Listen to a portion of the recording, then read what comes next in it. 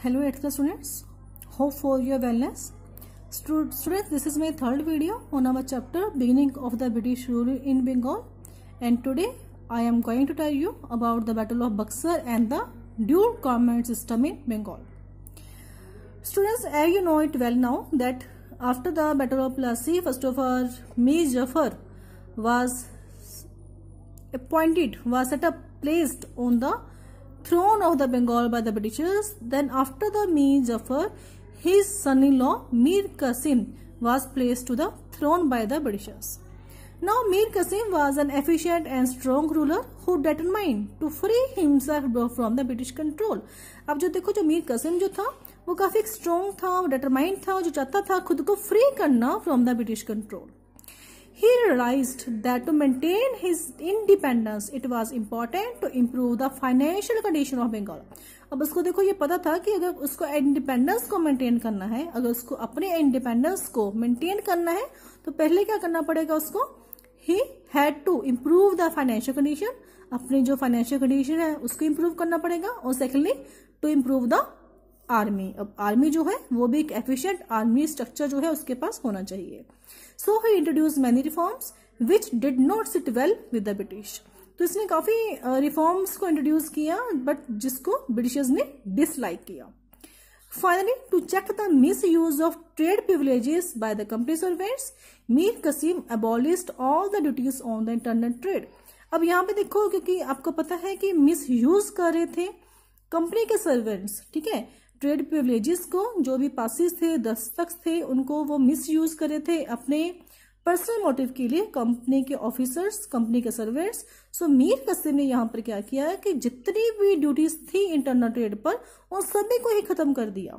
Means पहले क्या था कि जो इंडियन मर्चेंट्स जो थे, इंडियन मर्चेंट्स जो इंडिया के, जो यहाँ के जो नेटिव मर्चेंट्स थे, जो इंडिया के खुद के जो बंगाल के मर्चेंट्स थे, वो ड्यूटी पे कर रहे थे, okay, but not the company servants. अब यहाँ पर जब मीर कसिम ने सारी की सारी ड्यूटीज को खत्म ही कर दिया है, कोई भी टैक्स नहीं रहा इंटरनल ट्रेड पर, तो कंपनी के servants as well as the Indian merchants अब कोई भी टैक्स को पे नहीं करेंगे. सो इन दिस वे क्या हुआ कि मीन्स अब जो कंपनी के सर्वेंट्स हैं और जो इंडियन मर्चेंट्स हैं, they become on the same position. वो सेम पोजीशन पर थे that they both not have to pay any kind of taxes. So, but the English did not approve of this display of the independence. Britishers को लगा ये हमारे लिए, हमारे जो ट्रेड के लिए हमारा जो पर्सनल जो बेनिफिट हो रहा था वो कहीं ना कहीं इससे इफेक्ट होगा. So retaliated by replacing him with Mir Zafar again. तो उससे रिवेंज लेने के लिए मीर कसिम से उन्होंने फिर से जो इसका जो father in law Mir Zafar को फिर से अगेन दोबारा से उसको जो था थ्रोन जो था बंगाल का, वो वापस उसको उसी पोस्ट पर वापस दे दिया. मीर नवाब जो था फिर से मीर जफर को वहां पर पोस्ट कर दिया गया. Mir Kasim fled from Bengal. अब जो मीर कसिम था वो भाग गया बंगाल से and formed a grand alliance with the Mughal emperor Shah Alam II and Shuja-ud-Daula of Awadh.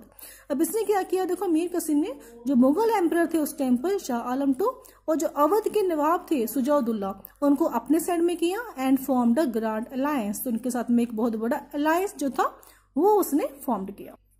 Students, in the map देखो, ये आपका अवध है. अवध वाज लखनऊ जो था capital of the Awadh and means ये उत्तर प्रदेश का पार्ट था. Now it is called the Ayodhya, ठीक है. और ये आपका बिहार है and this is the Bengal. और ये यहाँ पर इलाहाबाद आपको डिस्ट्रिक्ट है and here it is the district of the nearly, यहाँ पर आपका कोरा डिस्ट्रिक्ट है जिसके बारे में आगे चल के आपके साथ डिस्कस करती हूँ मैं. तो Lucknow, Awadh, Allahabad, Bihar, Bengal, these are the main areas of influence during the battle of the Buxar.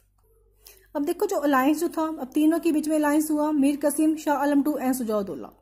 The alliance clashed with companies troops and Buxar. अब तीनों की जो कंबाइंड आर्मी थी और कंपनी की आर्मी थी, उनके बीच में एक बैटल हुई बक्सर में and this battle was held in 1764. But the combined army of these three main personalities of the India, that is the Mir Qasim, Sujaudullah and Shah Alam II, they were defeated and Britishers won the battle. Aftermath of the Battle of Buxar. इसके बाद में क्या हुआ battle of Buxar के बाद में, देखो, treaty of Allahabad was sign. तो एक ट्रीटी ऑफ इलाहाबाद साइन की गई 1765 में बिटवीन द रॉबर्ट क्लाइव जो उस टाइम पर मिलिट्री कमांडर थे इनके ब्रिटिशर्स के, शाह आलम टू सुजाउद्दौला, इनके बीच में एक ट्रीटी हुई। The treaty granted the British diwani और the revenue collection rights of Bengal, Bihar and Orissa. अब जहां से जो मुगल एम्परर थे शाह आलम टू, उन्होंने बंगाल, बिहार एंड उड़ीसा की जो दीवानी के राइट्स थे, मीन्स कलेक्शन, रेवेन्यू कलेक्शन के जो राइट्स थे, वो ब्रिटिशर्स को प्रोवाइड किए। Awadh was return to Shujauddaula, Awadh जो था वो सुजाउद्दौला को रिटर्न कर दिया गया। However it took over the districts of Kora and Allahabad, but Britishers ने कोरा एंड इलाहाबाद जो 2 डिस्ट्रिक्ट्स सुजाउद्दौला के अंडर थे वो उनसे एज ए कंपनसेशन उनसे लिए। और secondly he was made to pay 50 lakh rupees as war indemnity, और 50 लाख रुपीज का देखो इनको कंपनसेशन भी पे करना पड़ा अवध के नवाब सुजाउद्दौला को। मीन्स टू से अवधुल्ला ने देखो क्या किया, एक तो 50 लाख रुपीज पे किया, और secondly he also given the 2 districts Kora and Allahabad to the Britishers.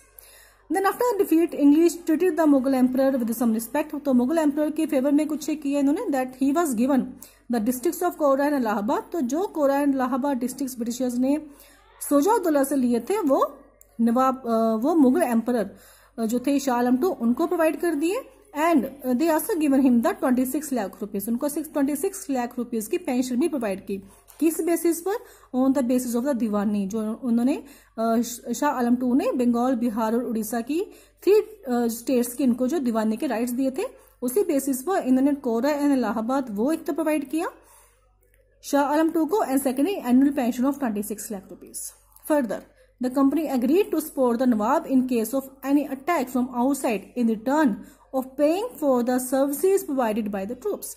अब देखो जो नवाब मीन्स अवध की जो नवाब है सुजाउद्दौला, अब कंपनी ने ये कहा नवाब से कि हम आपको जो है प्रोटेक्ट करेंगे, अगर कोई आपके ऊपर अटैक करेगा, आउटसाइड अटैक होगा, then we support you, and but आपको क्या करना पड़ेगा, you have to pay the services to our troops. Troops means जो कंपनी की जो सोल्जर्स हैं, जो कंपनी की आर्मी स्टे करेगी इन द अवध। अब देखो कंपनी ने कहा कि हमारी आर्मी जो है वो अवध में स्टे करेगी, एक ट्रूप जो है पार्ट है उसको वो स्टे करेंगे अवध में, एंड देन उसके जो मेंटेनेंस है, जो एक्सपेंडिचर होगा इन ट्रूप के ऊपर, वो किसको पे करना पड़ेगा, नवाब को। उसके बदले में हम आपको प्रोटेक्शन प्रोवाइड करेंगे from the outside attack, and this made the nawab dependent on the company. तो टोटली जो था नवाब कंपनी के अंडर आ चुका था, and Awadh was use as a barrier state between the company's position and the Marathas, क्योंकि अब देखो यहाँ पे कंपनी की आर्मी थी, ऊपर से मराठास का पोजीशन था। यहाँ पर ये देखिए लुक ऑफ द मैप, ये मराठास की टेरिटरी है सारी की सारी, ठीक है, और ये बंगाल के ऊपर इन्फ्लुएंस था ब्रिटिशर्स का, एंड दिस इज अवध। तो ये एक ऐसे मीन स्टेट थी जो कहीं ना कहीं ब्रिटिशर्स को प्रोटेक्शन प्रोवाइड करी थी from the Marathas influence at that time. Then next to this देखो स्टूडेंट्स क्या हुआ, a British resident was posted at the court of Murshidabad. अब यहाँ पे इन्होंने जो अपना एक ब्रिटिश रेजिडेंट मीन्स अपना एक जो ऑफिसर था उसको पोस्ट किया, मीन्स उसको मीन्स टू से देखो जो ब्रिटिश ऑफिसर है, जो ब्रिटिश रेजिडेंट, वो स्टे करेगा in the court of the Murshidabad, वहीं पर रहेगा। who eventually control the administration of the entire province, जिसने कि पूरा का पूरा जब था अवध का जो था एडमिनिस्ट्रेशन जो था उसके अंदर आ चुका था। Thus the company initiated the policy of indirect governance, तो कहीं ना कहीं यहाँ पे कंपनी ने इनडायरेक्टली जो था एडमिनिस्ट्रेशन में पार्टिसिपेट करना स्टार्ट कर दिया।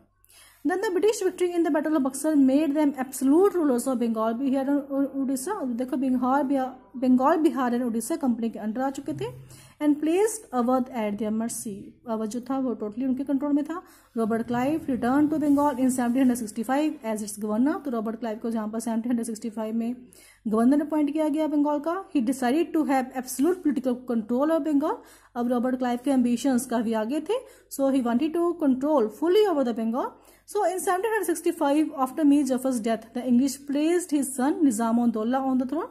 तो मीर जफर की डेथ के बाद इनके जो सन थे निजामुद्दौला, उनको थ्रोन प्रोवाइड किया गया बंगाल का, and he was made to sign a treaty of in February 1765। तो इनको एक ट्रीटी साइन करनी पड़ी 1765 में, उनके जो मीर जफर के जो सन थे with the Britishers. According to this treaty the nawab was to disband most of his army. अब इसके ट्रीटी के अकॉर्डिंग क्या था कि जो बंगाल के अब नवाब थे उनको अपनी आर्मी को अपने पास रखने का राइट नहीं था। अपने means most of the army जो है वो अपनी आर्मी को निकाल देंगे, अनएम्प्लॉयड हो जाएगी उनकी आर्मी।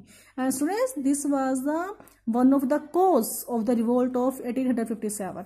तो यहाँ की नवाब की जो आर्मी थी उसको डिसबैंड कर दिया गया। Bengal was now to be administered through a deputy nawab. अब बंगाल के लिए एक और डिप्टी नवाब अपॉइंट किया गया by the company and could not be dismissed without companies approval. अब ये भी कहा गया कि कंपनी के अप्रूवल के बिना जो वो नवाब है, आप डिप्टी नवाब है, आप उसको डिसमिस नहीं कर सकते हो। This led to the English East India Company acquiring full control of the nizamat और administration of the Bengal and thus the company's officials Company's political control over the Bengal ultimately led to laying the foundation of the British rule in India। तो बंगाल को जब इसने politically अपने control में लिया company ने, तो इससे जो एक बेस था कंपनी के रूल का ओवर द इंडिया, वो यहीं से जो बंगाल से ही पड़ा था यहाँ से। तो it given the base, Bengal given the base to the company to lay the foundation of British rule in India। So students, this is all about the Battle of Buxar. In next video, I am going to tell you about the dual government of the Bengal. Have a nice day. Goodbye all of you.